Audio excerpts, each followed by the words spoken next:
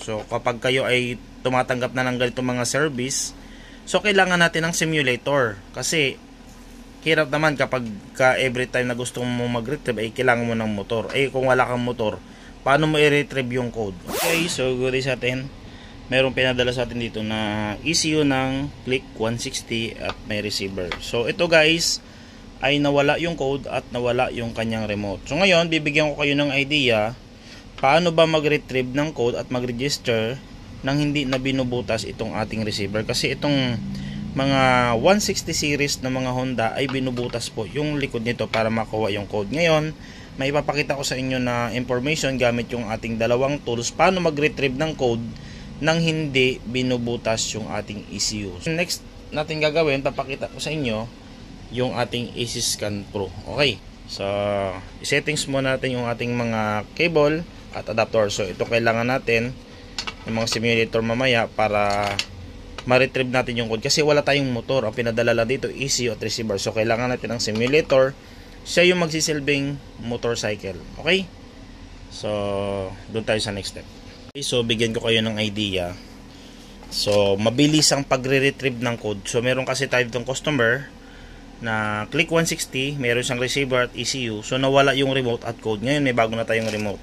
So ipapakita ko sa inyo ngayon paano mag-retrieve ng code na mabilis at paano mag-register ng remote na bago remote. Okay, so kailangan natin ng apps or kailangan natin itong AC Scan Pro na to. Ito guys, pag binili nyo isang set ito guys. Okay, so wala kasi tayong motor pero meron tayo ditong simulator. So kapag kayo ay tumatanggap na ng ganitong mga service, so kailangan natin ng simulator. Kasi hirap naman kapag every time na gusto mo mag-retrieve ay kailangan mo ng motor. Kung wala kang motor, paano mo i-retrieve yung code? Okay, so pwede naman. Yun nga lang, bubutasan mo itong receiver. So ang papakita ko sa inyo ngayong araw ay paano mag-retrieve nang hindi na binubutas itong receiver. So ang code niya ay K2S. Ibig sabihin yung ganyang code, pang Click 160 yan. So papakita ko sa inyo gaano kahalaga yung simulator at yung aking power adapter. So wala naman ako ditong battery. Meron lang ako ditong adapter power supply ay 12 volts. Okay, so kailangan natin ng ating AC Scan Pro. Ayan. And then main cable at yung pang Honda na keyline. So gagawin natin guys, tingnan nyo kung gaano kabilis ha. Isasaksak ko lang siya sa keyline. So kung gusto nyo magkaroon ng mga itong simulator guys, pwede naman kayo mag PM. Ayan. And then so nailagay na natin yung keyline. Halimbawa ito ay keyline na sa motor. Ito kasi wala akong motor simulator. So ang keyline sa motor, same lang din naman ang process. So nakalagay ng ating main cable. Okay, so lalagyan natin ng power supply yung ating tools para mai-connect natin. So walang power, lalagyan muna natin ng power. So nakalagay dito sa gilid. So may kasama tong battery clip. Ayan, so nagkaroon na ng power. Okay, so knock-off lang yung ignition switch natin. Natural, nawala yung remote, nawala yung code. Hindi natin ma-on, keyless yan So may paraan dyan para ma-on natin yan. Okay, so may power supply na. Punta ngayon tayo sa ating apps. Ayun, AC Scan. And then gagawin natin dyan, pupunta lang tayo sa menu, doon sa Smart Key and ECU. Click lang natin yan. Napakabilis lang ito guys. Click natin yung read ECMID. Ito yung pinakamabilis na tools na pang-retrieve ng code nang hindi binubutas yung ating receiver. Start lang natin. So makikita nyo dyan dito, ayan yung sign or yung, ito yung ating nakikita sa screen. I-on ko lang yung ignition switch. Okay, so kapag wala kayong, hindi nyo maunang ignition switch, siyempre nakalock. So gagawin natin dyan, kukuha tayo, may kasama tong power supply. Ito pang power supply. Ayan o. So kasama ito sa ating scan. So ilalagay lang natin ito sa battery clip, positive. So black lang yung kulay pero ilalagay ito sa, ikiklip natin ito sa battery. And then itutusok natin to doon sa ignition switch. 'Di ba? May apat na socket doon. Itutusok natin doon para makuha natin yung power supply. So ilalagay natin dito sa battery para pagtusok natin doon sa ignition switch, mag-on yung ating receiver at yung ating ECU. 'Yun ang purpose nitong tools na to. Okay, so pero dito sa tools ko, napakabilis lang. Ngayon, kung ayaw nyo naman magkalas doon sa headlight, meron akong vlog na tinutusok lang doon banda sa may relay. Kaya papakita ko dito sa screen. Okay, so ngayon, pakita ko sa inyo guys yung pinakamabilis na paraan na pag-retrieve. I-on ko lang to. Tingnan nyo pag on ko ha. Ayan, Kita nyo, nag-loading na agad. Kita nyo, may lumalakad. Ayun, ganun kabilis. Di ba? Na-retrieve agad yung code ng ganun kabilis. Basta kompleto tayo guys sa tools. Okay? So ngayon, mamaya, i-register natin yan. Yung mismong code na yan sa remote na bago. Okay? Okay guys, so ngayon papakita ko naman sa inyo paano i-register yung remote doon mismo sa motor o sa receiver. Ayan. So, i-on lang natin yung remote, naka-green state. So, kasi dito, yan, pag naka-red ay off. Long press lang natin itong case sign na to para maging green. So, ibig sabihin naka-on na yan. So, ipapasok natin ngayon or i-register natin sa receiver. So, gagawin natin, yung parang sa susian din ng motor, ilo-long press natin yan para sa mga PCX or ADB. Sa click naman, doon sa may push start, yan o, yung ini-start natin, post button. So, siyempre bago natin gawin yon, kailangan natin i-jumper doon sa may gilid ng battery. Meron doon parte doon na gina-jumper na wire. So, yung tools na, yung mismo motor natin, may mga kasama po yan ng pang-jumper, kagaya po nito. Ayan, kagaya po nito. Ayan.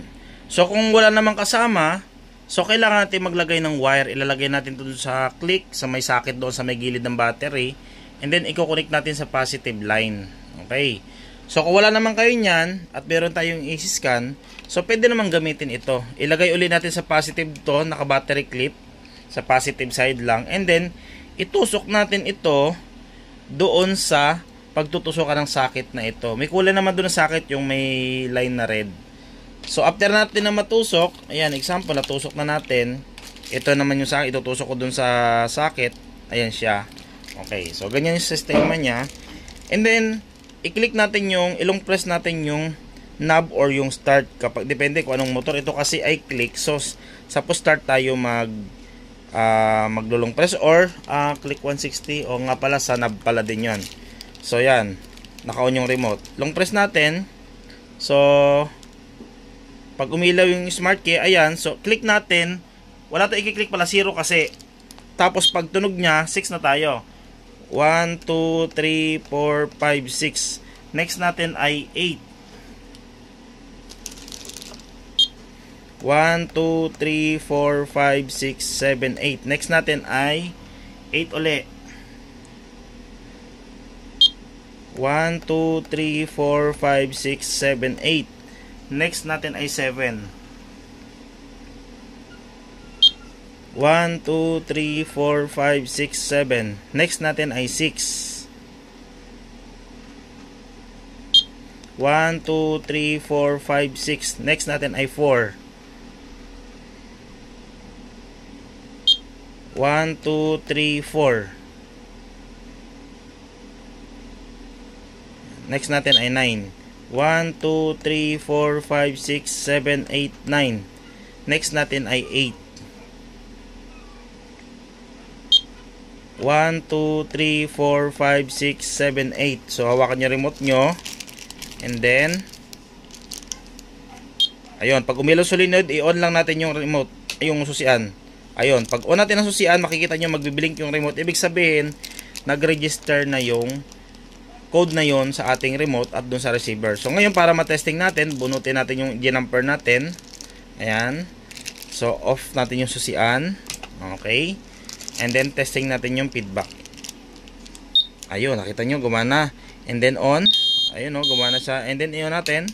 Ayun, so, working na yung ating sensor. Gumana yung pump. Ibig sabihin, match yung receiver sa ECU. Pag hindi gumana yung pump, ibig sabihin, na-register nyo lang yung remote doon sa receiver. So, next pa kayong gagawin para